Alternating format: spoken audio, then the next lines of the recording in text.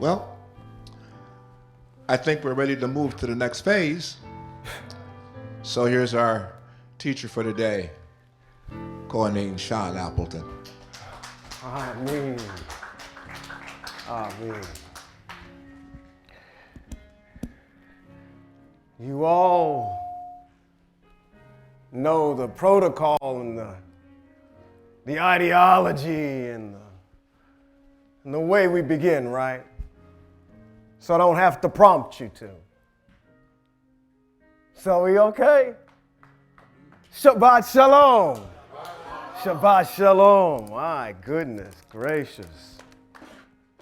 We are here at another Shabbat that the Most High has blessed us. Is blessed the appropriate word that we want to use for being able to show up at a Shabbat over and over and over again? Is that a definition of what a blessing is? In multiplicity. I'm observing these mitzvot. So Most High, I'm kind of expecting this blessing to be able to come and observe them every single week and congregate with your people. It's the empire of Israel in the house today. Amen. Is the Most High Yahweh in the house today? Amen, amen. All right. I first, again, want to go ahead and acknowledge our ambassadors, Holman and Holman, attorneys at law,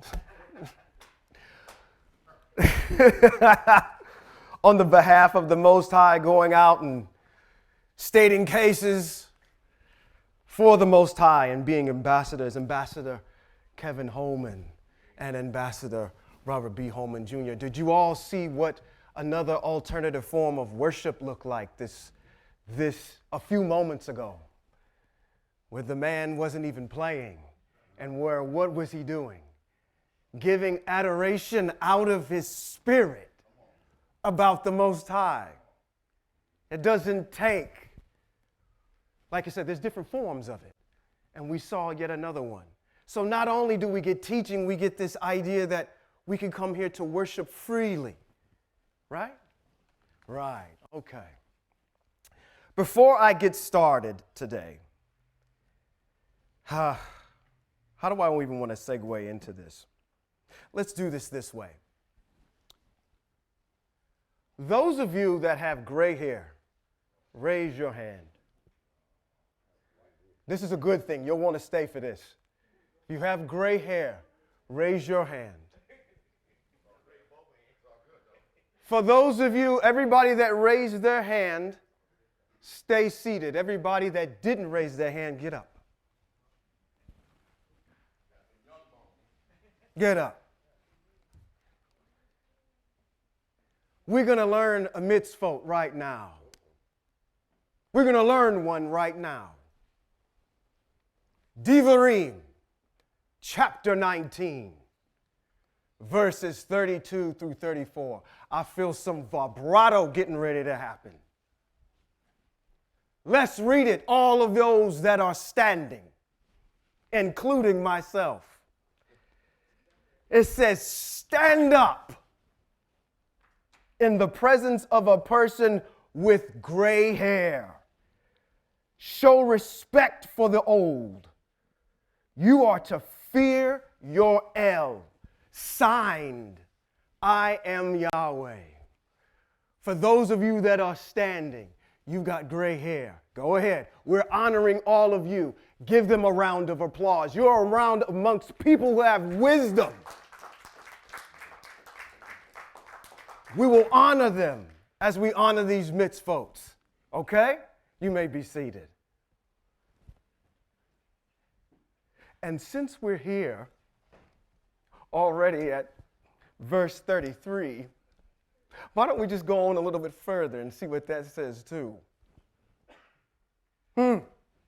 Wow, my purple and gold folks just came up one more time. No, we just stay where you are. We're still in Devarim 19. 32, we just read 32 is we're to stand up in the presence of those who have gray hair and honor them. But I'm going to read the next verse over. Because this actually, when I read a little bit further, this talked about what's happening in present day Hebrew Israel as we are in exile right now. Because what? We've got a group of people out there that are representing Hebrew Israel that are saying some people are going to be some people's slaves. Let's be more emphatic, shall we? They stand on the street corner and they say more emphatically, you white people are going to be our slaves. See, when you know Torah mitzvot, you know that they're speaking out of school and out of line when they make that statement. Okay? There's nothing in here that talks about a race of people that are going to be slaves. Let's read the mitzvot. It's not pulling up? Well, I will read it for you. So what we're going to do is go to Devarim 19, 32, and 34 if you're writing it down. This is starting at verse 33. It says, if a foreigner stays with you in your land, do not do him wrong. Rather, treat the foreigner staying with you like a native born among you.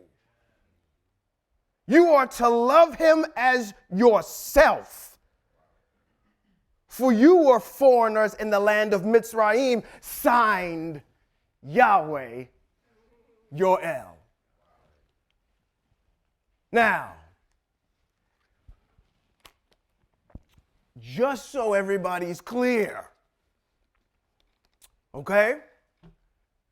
That didn't say nothing about white folk. Okay? Sure didn't. So let's expel that. Will there be servants in the land? Yes, there will be. Will there be of all nationalities? Probably so. Okay?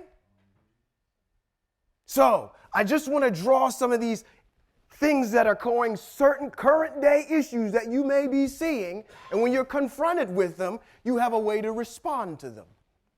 Okay? Good. I want to segue out of that into doing some personal retribution and personal rebuke in front of you today. I have to take heed to the wisdom that was spoken to me through this dear brother here. He says to me, which one dear sister Mary said to me when she was with us, she says, and you both told me, you need to slow down. Our head ambassador gave me words of wisdom.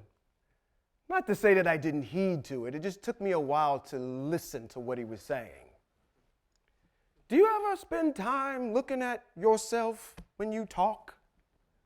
Do you listen to the things that you say up there?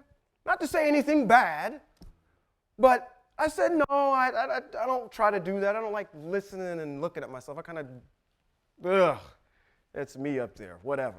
I said it. I know it was there. But no, I didn't take any time to go through what I had taught about. But just recently, yesterday, I looked at myself and I said, wow. And because you said what you said, I went back to a video, or at least a Shabbat that we did, and I made a mistake. And I'm here today to correct the mistake. I told you all that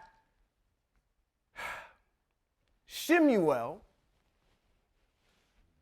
when I did 17 and 18 of chapter Shoftim, was not a Levite. I said he was from the tribe of Ephraim. That is not contextually sound, nor is it right. I made the correction last week, but I want to make the emphasis this week. He is from the tribe of Levi, from the descendancy of Kohat, who is from the tribe, who is from Levi. That's his father. Merari, Gershom, and Kohat. He is a descendant from Kohat. So he is a Levite. Okay? I need to make that distinction because I am human. And in my vexation of actually vehemently going through text, I missed something and I led you astray by saying that. And I want to make the correction now. I'm not beyond correction and rebuke. When we see something, brother, sister, this is what the text says. Read it for myself. We have an understanding. Let's make the correction and move on. Okay? So I want to make that distinction first before we go on with 1Sh'mu'el. Okay? All right. Whew. I kind of built that up like it was going to be a little bit more. But I want to make sure that I humble myself before you all because I'm not there. I have not arrived. Just because I'm up in front of you and I have this vehement fervor about the Most High doesn't mean that I can't slip up too. Okay? And then when it's brought to my attention, see, my wife told me something someday. She says, some people don't like being brought information. Why? Because they will have to be responsible for the information that they have now. Now you got to do something with it. I can't be brought some information where I've made error and not address it. Okay? Let's make the correction instead of staying where we were and being confused. What do we always say? I want to have an outstanding understanding so our stance on misunderstandings can be completely understood. We can understand. Do you understand? Okay, you don't. Let me say that one more time. I want to have an outstanding understanding so my stance on misunderstandings can be completely understood. Do you understand? All right. All right. Let's get into Hebrew study of 1Sh'mu'el, chapters number 3 and 4. Who can remember anything about 1Sh'mu'el? I just gave you one. He's a Levite, okay? You'll never forget that. He is a Levite from the tribe of Kohat, all right? So it's rightfully so that he's in the position that he's in, under being assigned to Eli, the head Kohen Gadol, which is the high priest. What can you tell me about him? Very good. Mother gave him to the priest. Who? Priestly order. She gave him, she dedicated him. Okay? Anything else? 1Sh'mu'el. Your ancestor. This is not Samuel, the Christian Samuel. This is your ancestor. Huh? He was raised by Eli. That's right. He was. We're going to see a little bit of that they actually slept in the same room. What else can you remember? He was a Nazir. Who said that? Very good. And maybe that's because somebody's trying to be a Nazir in the back. He was a Nazir. Good. What else? He was a judge. Didn't get to that part yet. It's going to say that about him. He's also a prophet. Okay? Well, let's define what a prophet is. Because we got a problem with this word prophet. Because we've been around too many false ones. So, give me your definition of a prophet.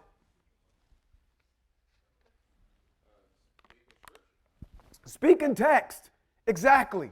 Somebody who's always going to be text-based, mitzvot-based, in actually telling you something that is going to happen. Okay? Now, that's in the realm of what we're talking about here and now today, right? Can you be a prophet in basketball? Can you? Can you be a prophet in basketball? Can you predict if somebody's going to win by X amount of points?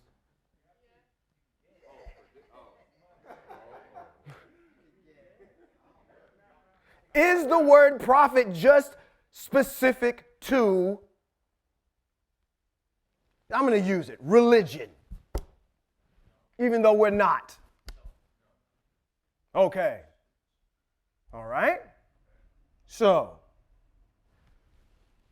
I'm not saying that to say anything, but I just want to preface this by saying that it's something true that's going to happen in the future that's specific. Okay? Something that's going to happen in the future that's specific. Now let's get back on the Most High, okay? So if I'm going to go ahead and I'm going to be a prophet, I'm going to use the mitzvot to tell you about something that's going to happen specific in the future that the Most High has told me about. Okay? That's what a prophet is going to do. He's going to stand on those mitzvot and tell you what's going to happen in the future. Got it? That's what 1Sh'mu'el is.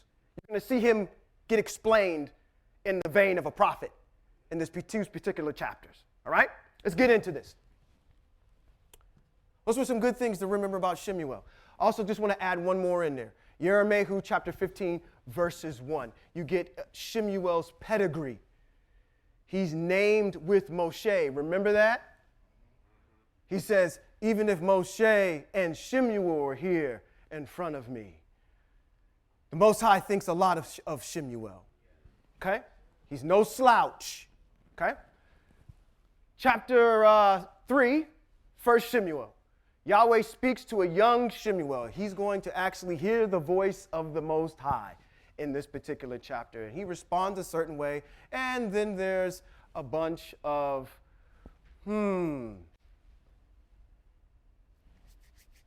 goodies at the end of this chapter that we'll find out about, that the Most High is going to let us know about. Chapter 4, the kingdoms that Moshe conquered, we're going to learn about those, come together, and those kingdoms that, oh my goodness, that's not right. That's not right at all. Excuse me, for those of you that are watching by way of stream and those that are here, this is not what's in this chapter. You're going to see the massacre of Hebrew Israel. So this one actually got messed up. There's a note that didn't get copied over. I apologize for that. But what you're going to find out in chapter 4 is there's a massacre that happens. And then at the end of chapter 4, the high priest dies, his sons die, and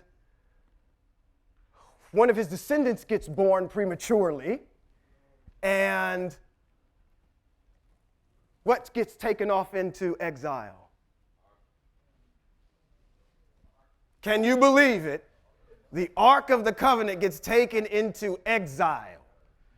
Okay? All right. So we're standing on good ground. You guys have read this information. Good.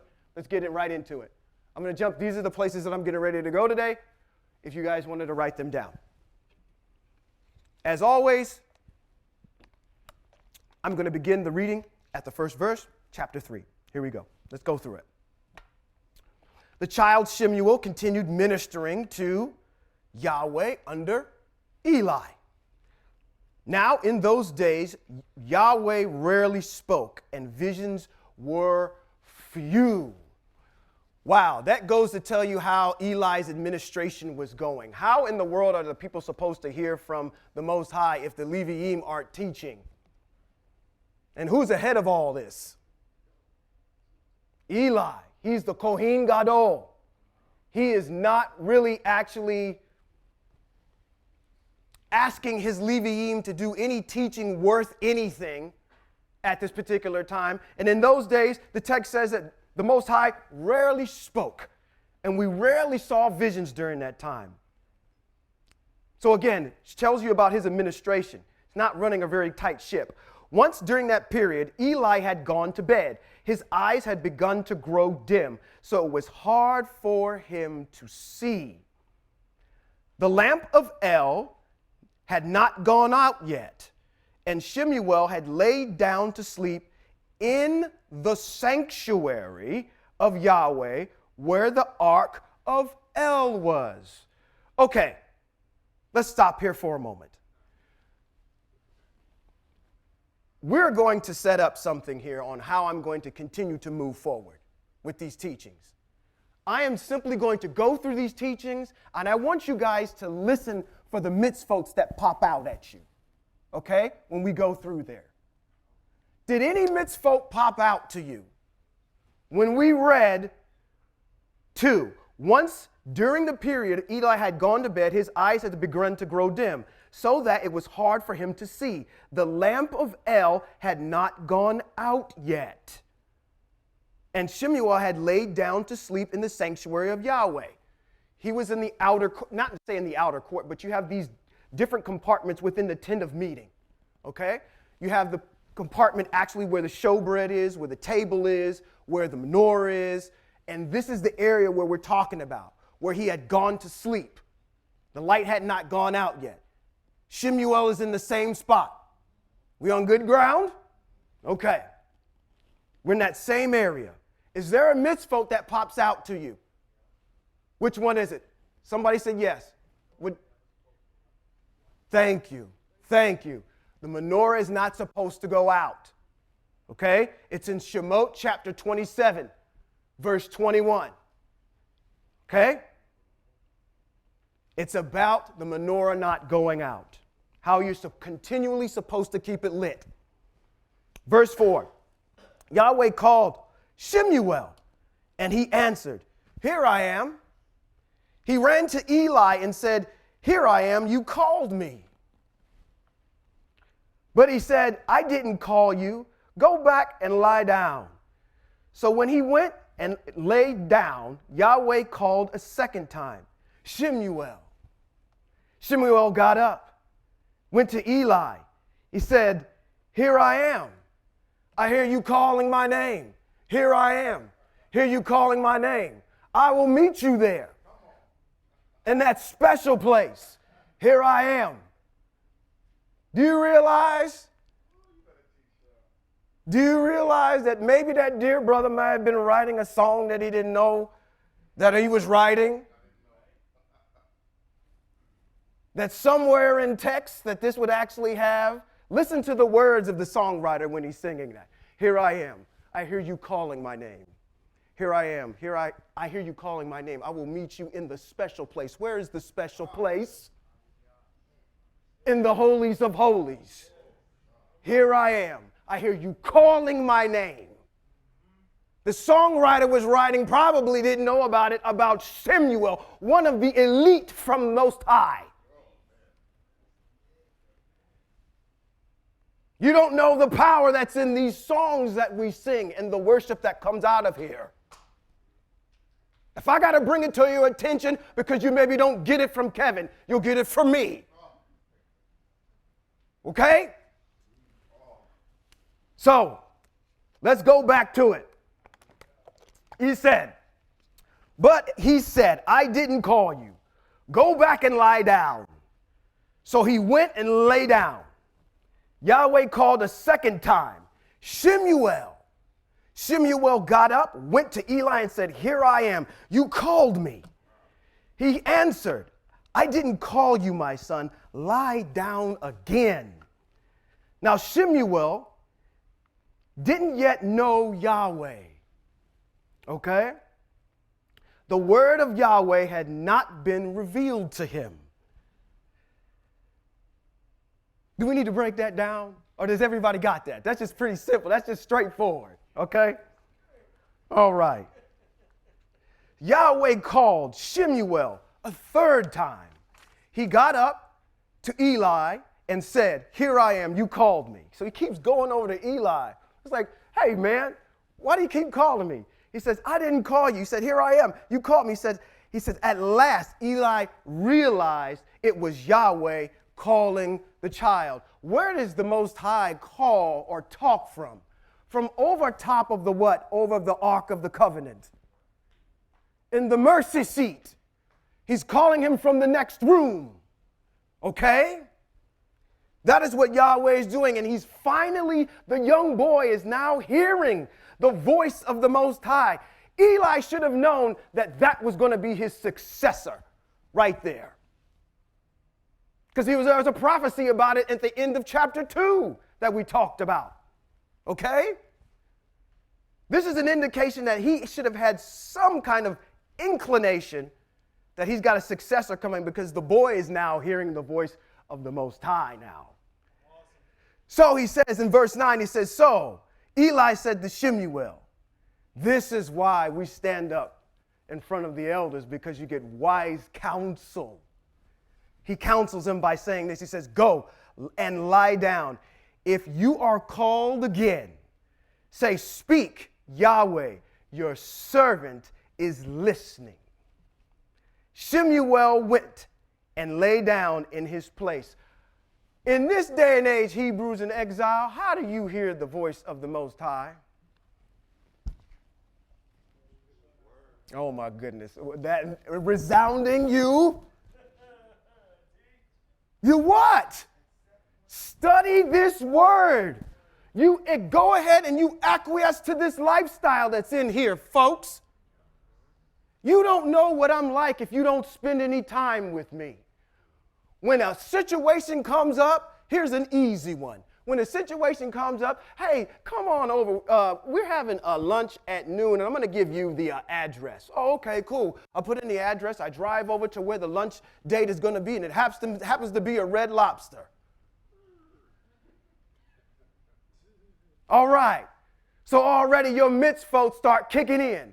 That voice you start hearing is what? The voice of the Most High. When you go in here, you can go ahead and hear and eat, but you better know that you got to be asking about fins and scales, everything that is a bottom feeder you can't have. Who? The Most High is just going to start pontificating out of your spirit. The more time you spend in this text learning how the Most High functions and talks to his people in specificity, not in parables and riddles, you start understanding how the Most High sounds. So when he does talk to you, you know, that is the voice of the Most High. And the Most High speaks the loudest when you start applying his mitzvot. Okay? All righty. So we're in verse 10. It says, Yahweh came and stood, then spoke as the other times, Sh'mu'el. Then Sh'mu'el said, speak. Your servant is listening. Yahweh said to Sh'mu'el, look, I am going to do something in Israel. Now, okay. All right. I'm going to slow down. Yahweh, your Most High, is getting ready to talk. He's going to tell you some things that are very specific and germane to the rest of what's going to happen in Sh'mu'el. I'm going to give it away already. I'm going to take the thunder away, okay? As we're going through this, the Most High spoke and said this, look, I am going to do something in Israel that will make both ears of everyone who hears about it tingle. What could that be? What could that be? We haven't got there yet. It's going to happen in chapter 4. Okay? This is me talking. But it's going to happen in chapter 4. Because when everybody hears about it, they're going to go nuts. All right, good. On that day, I will do against Eli everything that I have said with regard to his family from beginning to end. What did he say? I'm glad you asked. Let's go back to Sh'mu'el chapter 2, verses 30 through 36. This is in response to what we just read in verse 12, which says, on the day that I will do against Eli everything that I have said with regard to his family from beginning to end. So let's just go back to chapter 2 and read what the Most High had given the man of Yahweh to tell to Eli. So he brought him a prophecy, okay? Now this same prophecy is getting told to his protege, Sh'mu'el, as a confirmation. Let's go back to chapter 2. It says, therefore, Yahweh, the El of Israel says, I indeed say, your family, remember, this is what is going to happen to Eli's family. Your family and your father's family would walk in my presence forever. Who's his father's family? Aharon. Aharon, Kahat. Now we got this descendancy here. Remember? Aharon. But now Yahweh says, forget it. I respect those who respect me, but those who despise me will meet me with contempt. The day is coming when I will break your strength and the strength of your father's family, so that no one in your family will live to an old age. At that time, when Israel is prospering, you will see a rival in my dwelling. When I spoke last time, I said and stood on my own 2 feet and said, that is going to be Shaul later on, because the Most High is a theocracy. He is our king. He doesn't intend anybody to be standing in this spot of a king. Somebody else is going to be standing in my dwelling. Makes sense? He says it specifically here. At a time when Israel is prospering, you will see a rival in my dwelling. You'll see another king, somebody wanting, you guys wanted a king? You want to they don't want me. 1Sh'mu'el, he's going to tell him that later on. Calm down. It's not you they're rejecting me. So give them a king. I already have a mitzvot that's prescribed that they can do that. There's a mitzvot for that. And we'll get to that when we get to Shaul, King Shaul. It said, and never will anyone in your family live to an old age. Still, I won't cut off everyone from your men from my altar, because that would make your eyes grow dim and you would waste away. Who is he talking about?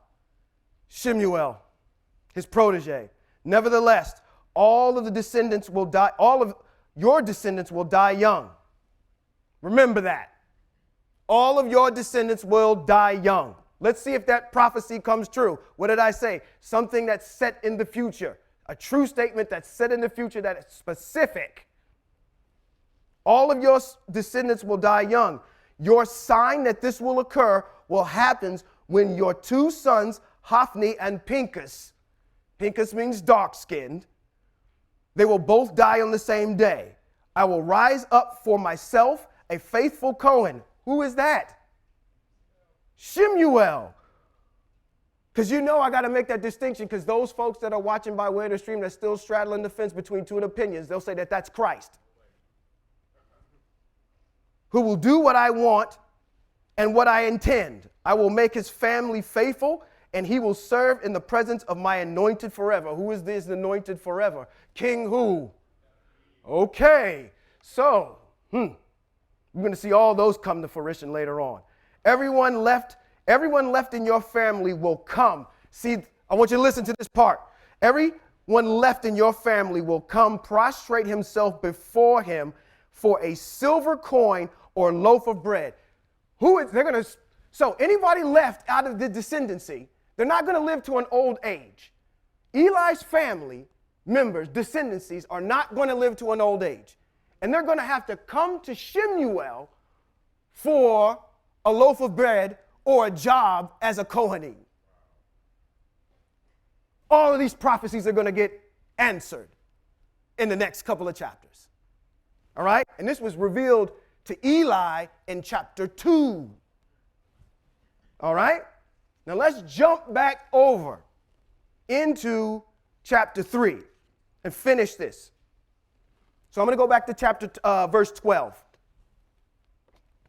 It says, on that day, we just read this. On that day, I will do against Eli everything I have said with regard to his family from beginning to the end. We just read what's going to happen, correct? His 2 sons are going to die. Nobody is going to have any old age, so on and so forth, okay? It said 13. For I have told him that I will execute judgment against his family forever because of his wickedness in not rebuking his sons, even though he knew that they had brought a curse on themselves. Let's stop and let's just invoke the exercise that I said I was going to use in picking this apart. What mitzvot when the Most High spoke, just fell out of the air. Did you see any mitzvot? Because the Most High speaks, when you see this, the Most High just spoke nothing but just mitzvot. Just mitzvot, back to back to back to back to back.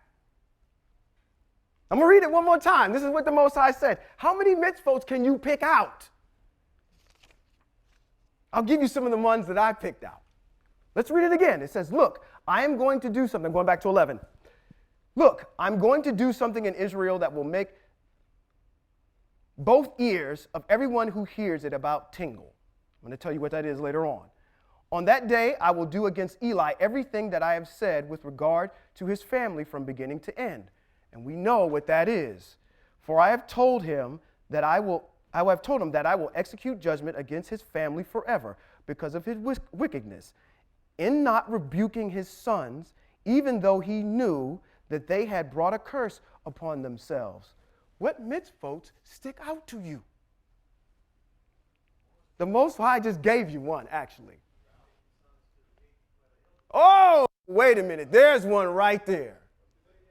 Oh, my. You see it?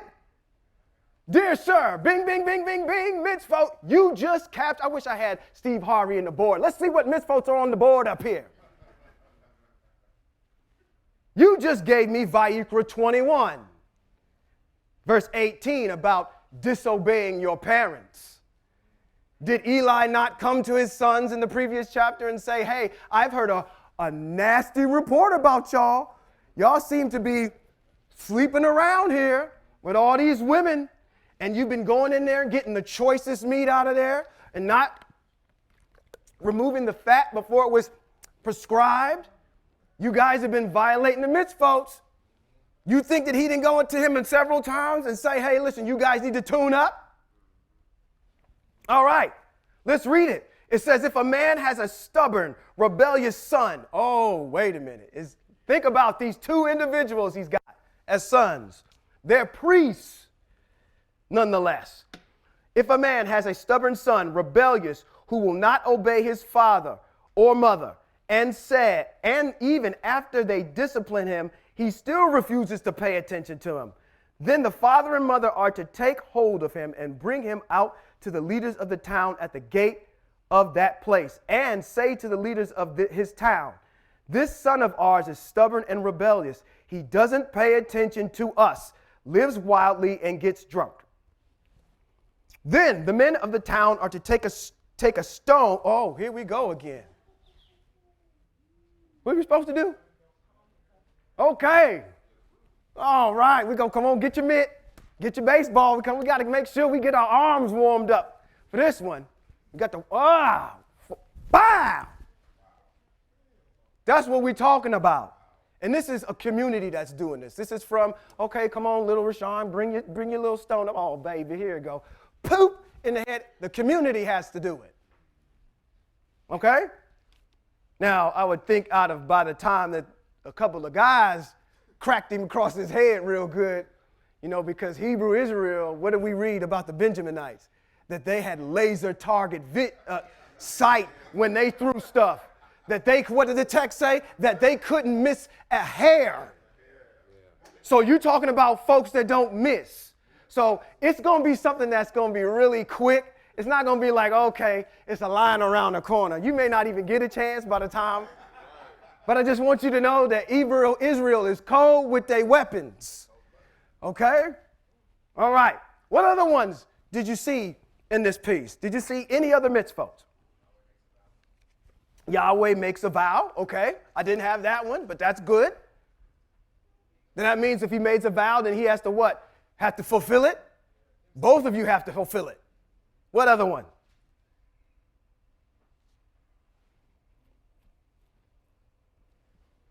Here's one I want to go. So while I was reading, remember Nadab and Abihu, right? Yes.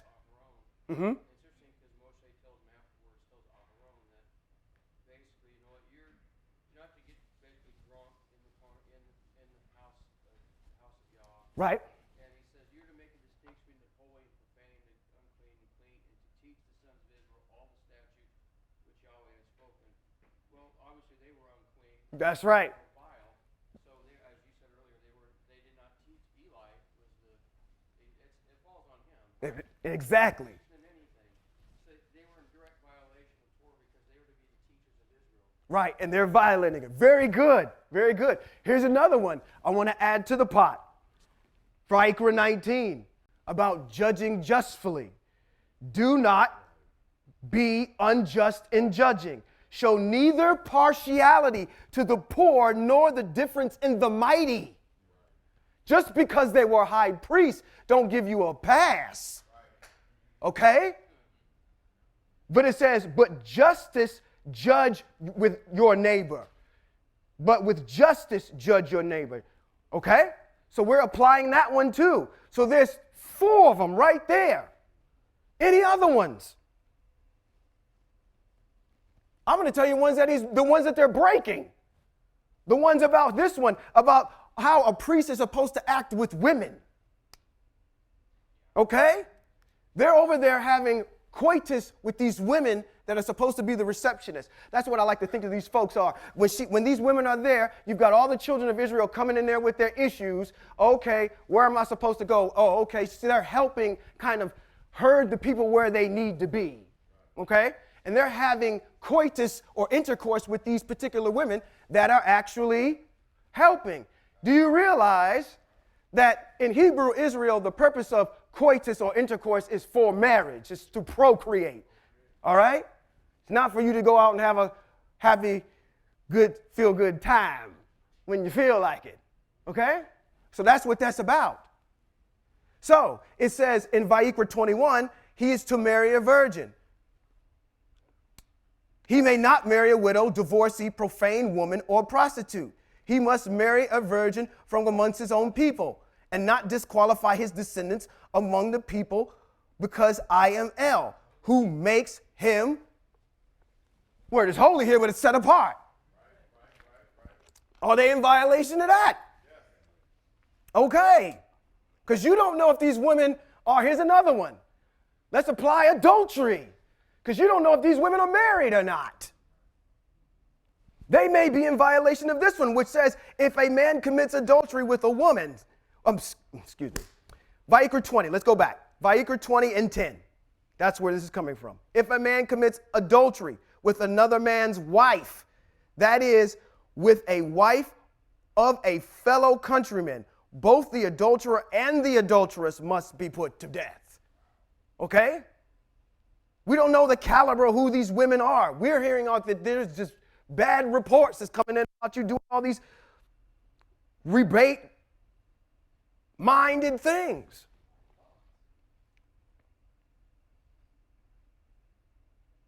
Anything else? All right. Well, I wanted to go through that exercise because even when you see the Most High speak, we can pull mitzvot right out as he's talking. All right? Let's keep going forward. Therefore, this is verse 14. Therefore, I have sworn to the... I already said that already. Excuse me. Oh, I'm getting way... Excuse me. Let's go back to 15. So it says, 1Sh'mu'el lay there until morning. Then he opened the doors of the house of Yahweh, but 1Sh'mu'el was afraid to tell Eli the vision. This is a young boy talking to somebody that was possibly an octogenarian at the time. So you're talking about, that's 80, the person in their 80s, for those of you wondering what an octogenarian is, or what a quintuagenarian is. Somebody in their 50s. Okay. So, how difficult is it for you? Jean Amir is my oldest son. He's 15 years old, and you had to go and tell your head teacher who had been mentoring you this whole entire time and tell him that your sons are going to die and all your descendants are going to lose the descendancy, and you know they're going to die young and they won't see the fruit of their age because you've done a horrible job at the commission that you've been placed over, the responsibility that you've been placed over. How difficult would you be for you to tell him that. Just on your own. See, I hope, turn the camera this way. Somebody get his look. His look is classic. You don't have an idea. You know how to, you wouldn't know how to explain that, would you? Not randomly. Okay. Well, that's good, because that's what this young Sh'mu'el is going through right now. 16. Then Eli called Sh'mu'el. Sh'mu'el, my son. He answered, here I am. Eli said, what did he say to you? Please don't hide it from me. And may El do whatever he said and worse if you hide from me anything he said to you. Now, if you heard him say that to you, how would you respond? See, now his son already knows the answer already. He said, okay. Because I know what the Most High said. You would tell him, right? Well, that's what Sh'mu'el does. 18, so Sh'mu'el told him every word and hid nothing. What is Sh'mu'el doing? Sh'mu'el is confirming what he already knows. Because he's been told this prophecy before. He's confirming it a second time. Eli replied, and this goes to show you kind of the meek humbleness of Eli, because he says, if it is Yahweh, let him do what seems good to him. He wasn't even going to fight it at this particular point. Sh'mu'el kept growing. Yahweh was with him. And he let none of his words fall to the ground. That means that when Sh'mu'el spoke, whatever he spoke about, it was brought into fruition. If he spoke a prophecy, it came to pass. And because of this, it says all of Israel from Dan to Beersheba. When you read the Tanakh, you'll see that all of the time. From Dan to Beersheba. That's like saying from New York to California. All of Israel became aware that Sh'mu'el had been confirmed as a what? Prophet of Yahweh. Yahweh continued appearing in Shiloh, for Yahweh revealed himself to Sh'mu'el in Shiloh by the word. Wait a minute. Do you see what is written here? How did he appear to him? He said, Yahweh revealed himself to Sh'mu'el in Shiloh by the. Oh, wait a minute. Did I not just state that earlier? How do you hear from the Most High? You have a confirmation of it in text right here when it tells you he revealed himself through his word. You want to know how to get to the Most High? Read the text. Chapter 4. So the word of Sh'mu'el came to Israel. Israel went out to fight against the Philistine. We've heard about the Philistine before. Who was one of the first judges who fought the Philistine? Thank you. I didn't want it. I was going to give you an ant if you said Samson. Shimshon. And what did it say about Shimshon? That he was going to start this fighting. He was going to start it. He wasn't going to finish it. He was going to start it. And we're going to see them fighting the Philistine all the way through which king? King David. We'll see him, the Philistines, show up then. Okay? So they're going to be a character in this Hebraic opera for a couple of chapters. It says, Israel went out to fight against the Philistines, setting up camp in Even-ezer. While the Philistine camped at Aphek, the Philistine drew up a battle formation against Israel. The battle was fierce. Israel was beaten by the Philistine. They killed about 4,000 soldiers on the battlefield. Now, I want to tell you something. I know that if I was back there at that particular time, this is just me talking again, I would have been carrying my picnic basket, my umbrella, some type of blanket to set on the ground, because I know that any time that Israel goes to battle, it's going to be a show. It's not going to be a loss. Every time that we get into do some war, it's going to be something that you're going to want to see. You'd have had bystanders and people on the sidelines wanting to see this. But anybody that would have showed up to this to see that 4,000 of us got massacred, why are we getting massacred? The same reason why you're in exile right now. Come on. Okay. These commandments, we've abandoned these commandments. What did the text say? It says there was no king in Israel, and people just simply did what was right in their own eyes. So we're still in that period of time. So they rose up and they wanted to fight against the Philistine. And there's some protocols that you got to go through before you go to war. So when the army, this is verse 3, when the army had returned to the camp, the leaders of Israel asked, why has Yahweh defeated us today before the Philistine? Let's bring the ark for the covenant of Yahweh from Shiloh to us, so that he will come among us and save us from our enemies. I hate to tell you this, but you cannot use the covenant or the Ark of the Covenant or your Chumash or your Tikkun or anything else as a good luck charm, as a lucky rabbit's foot, thinking that it's going to bring you some type of power. Listen, let me tell you something. You can carry this around with you all day long. If you don't know the information that's housed inside of it, it's not going to do anything for you. Okay? For those of you that want to wear crosses around your neck, you think you got some type of, oh my goodness, he going to protect you, huh? Is that what this is about? Wow. Okay. It don't work over here, so I wonder why it works over there with you. I guess you're just making that up too. Okay. But you can't use the Most High like a lucky rabbit's foot or a good luck charm. That's what they're doing here. Let's just bring it down there. Verse 4. So the people sent to Shiloh and brought there the ark for the covenant of Yahweh Sabaoth, who is present above the cherubim.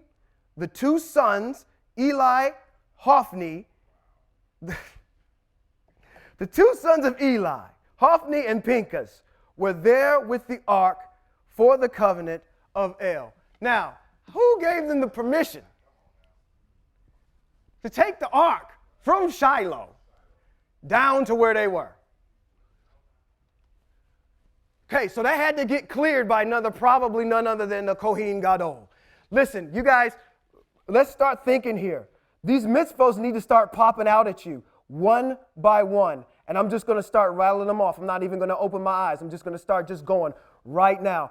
If I'm reading this text, what I'm seeing already is how in the world did somebody go into the Holy of Holies and pick up the Ark of the Covenant when you can only go in there one time a year? Only the high priest is able to go in there one time a year. Okay? How does that work? I thought there were special people. There's a mitzvot. When the Ark of the Covenant is en route and it's moving, isn't there a mitzvot that talks about a specific set of Leviim who have to pick the thing up? There's a specific group. Kahat has the poles. They have all the utensils. All of these folks that have the auspicious duty of moving the ark. That is a mitzvot. So they must have gone in there and did this? No. So why already, if you went through Shimshon with me already, you already know that the Most High is allowing this to happen. You think that because when the ark gets taken, that's when they're at their lowest. I'm telling you, I'm doing something in Israel that's going to make everybody's ears tingle. I'm going to go ahead and I'm going to get myself captured to go behind enemy lines to take out the Philistine, because that's exactly what's going to happen, because you're going to see the Ark of the Covenant come back after he decimates them with 2 bulls carrying it back into Israel. The Most High is going to go behind enemy lines and fight. There's too many mitzvos that are in play that says that ark has to stay exactly where it is. And only the Most High is going to allow it to move to another spot. Okay? So it's not just, oh, they just messed up and it just got taken. It got taken because it was supposed to be taken. All right? Now, is there a mitzvah that jumps out at you when you hear me say the 2 sons of Eli, Hophni and Phinehas, were there with the Ark of the Covenant for El? They should have died. Give me another mitzvah. There's one specific one as to why they're here. This is not obvious. This is not an obvious one. So let me give it to you. Devarim chapter 20, verses 1 through 4 states this. Now, the 2 priests, we've got the children, we got the empire of Israel. They got their butts kicked the day before. 4,000 of them fell. They sent to Shiloh.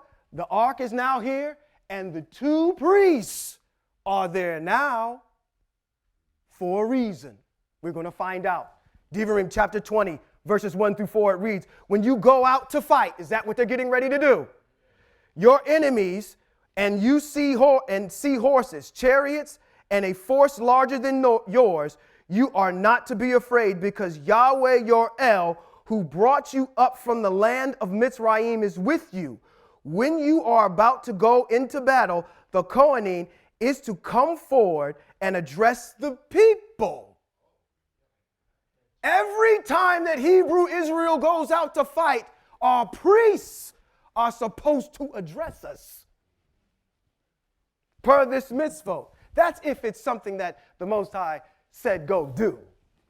Okay? Nowhere in here did we say that the Most High told him to go fight the Philistine.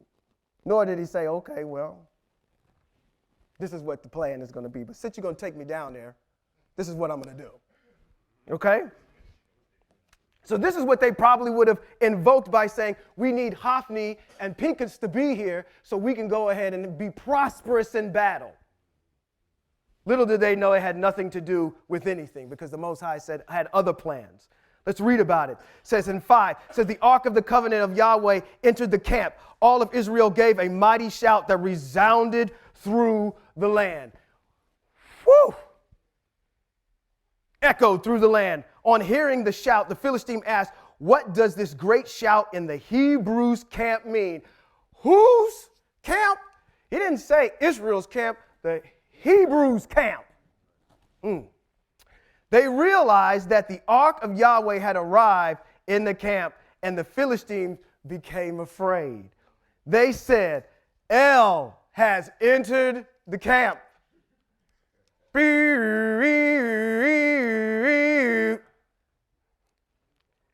We are lost. LeBron James, Magic Johnson, Larry Bird, Michael Jordan. Who else? Give me somebody else.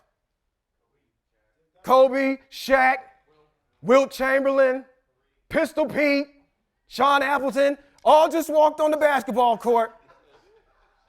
The other team, we're lost. And if you believe that I'm a sports person, you must be, Anyway, we are lost. The crew just showed up. There was no such thing yesterday or the day before. My goodness, you just brought the super weapon out. We're lost. They said it twice. Who will rescue us from the power of these mighty Els? Says these are the Els. See, they don't even have a mind of who the Most High is anyway. They think that there's many. When the Most High says, what? Echad. Echad. Yahweh is Echad. Says, these are the L's that completely overthrew the Egyptians in the desert. Be strong and behave like men, you Philistine, you non-circumcised Philistine, so that you won't become slaves to the Hebrews as they have been to you. Behave like men and fight. Okay, he's here. Well, we might as well get it over with. Let's just do it. Let's see what happens. Come on. We all gonna enter Valhalla together. So the Philistine fought. Israel was defeated, and every man fled to his tent. It was a terrible slaughter.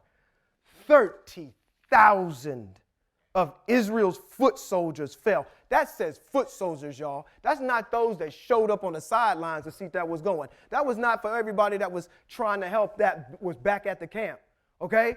There were more people that were there. These were just the foot soldiers that fell. Moreover, the Ark of El was captured, not by choice. And the two sons of Eli, Hophni and Pinchas, died. Is that a prophecy? That's supposed to start what? Yep, they're supposed to start. Now that he's gone ahead, those two sons have died. This is how you know your time is up, getting ready to come up to, and that your descendants are not going to live into an old, ripe age. It says that's the beginning of it. That was the prophecy. Now we're seeing it coming true. One of the soldiers, a man from Benjamin, ran and came to Shiloh that same day with his clothes torn and earth on his head. Anytime they got dirt on their face, torn their clothes, sackcloth, something bad is happening. It says as he arrived, Eli was sitting on his seat by the road watching. Probably in something like that. I'm not saying that this is probably the seat, if you can see that, but it was probably something like that. I was trying to look up to see when you look in antiquity of any seats that were at the gate of the cities, what kind of searches or what kind of results I would get. And this one kept coming up quite frequently. So I'm including this one. I'm not saying that this is the exact one from our ancestors, but something maybe like it, just to give you a reference. It says, as he arrived, Eli was sitting on his seat by the road watching because he was trembling with anxiety over the Ark of El. I don't care about my sons. I care about the fact that I let that Ark go. And it ain't back yet. Which it ain't up to him anyway. Most High was through with him anyway. He already gave a prophecy over here, so why do you even care? When the man entered the city and told the news, here's that ear tingling, the whole city began crying out. I'm going to do something that is going to make the ears of the people tingle. Because he was blind. It says, excuse me. Trembling over the ark when the man entered the city and told the news, the whole city began crying. 14, on hearing the cries, Eli asked, what does this uproar mean? Because he couldn't see. So the man hurried, came to Eli and told him. Eli was 98 years old, and his gaze was fixed because he was blind. The man said to Eli, I am a soldier that came.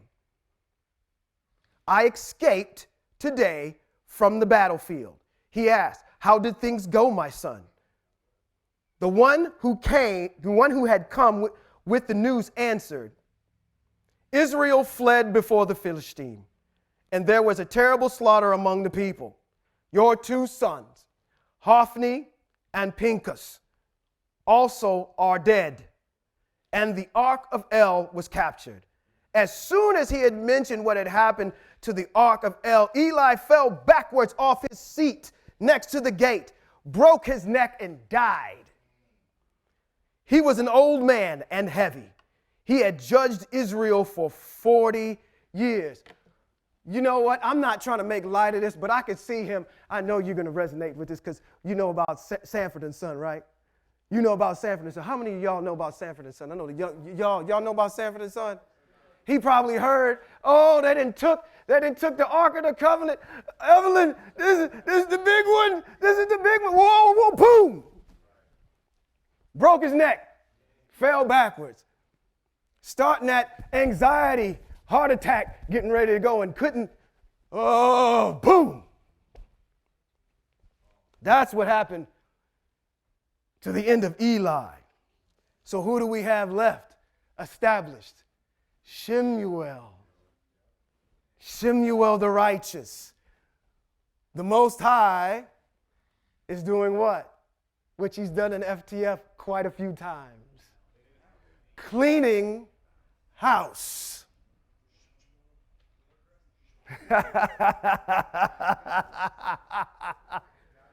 Yes, sir. Not by your own volition or what you think.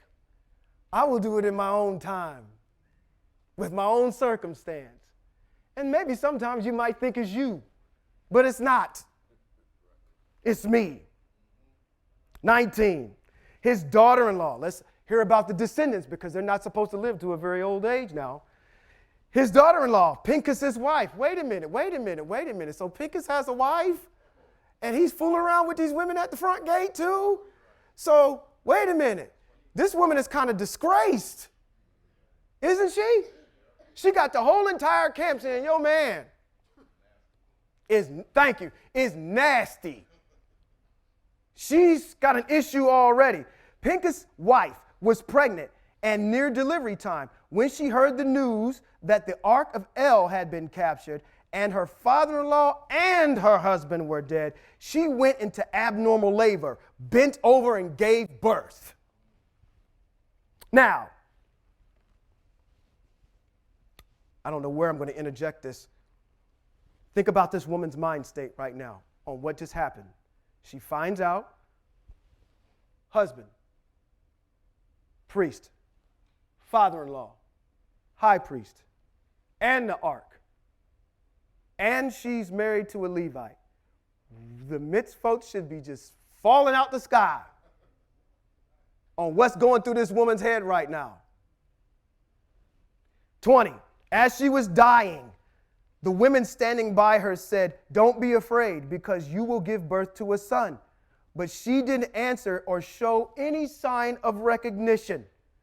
She named the child Ikavod, which if you read this is another one of those names that you never hear anybody named. If you read this over in a Christian tongue, this is the name Ichabod. Okay? You won't hear anybody named. How many of your friends are named Ichabod?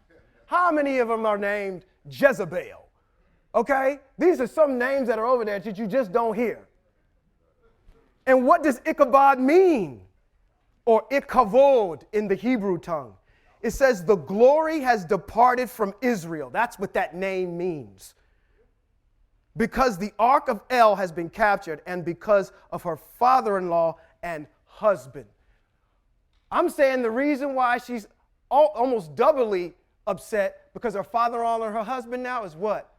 When her husband died, she now became a widow. What are all the mitzvos for the widows?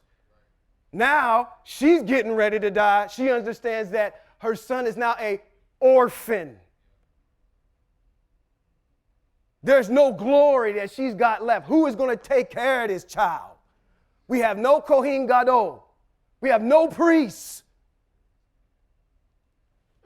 Okay? We do have Sh'mu'el, who is a priest.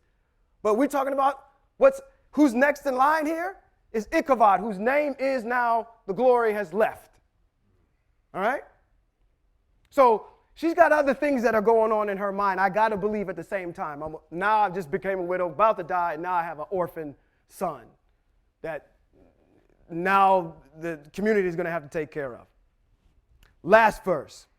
It says, she said, the glory of Israel has gone into exile because the Ark of El has been captured. ... CONT, to be continued. Because the Most High has to go. We're going to read how he's going to do a mighty work down there with these Philistines while the Ark of the Covenant is down there in these next couple of chapters, okay? That is chapters number 3 and 4 of 1Sh'mu'el.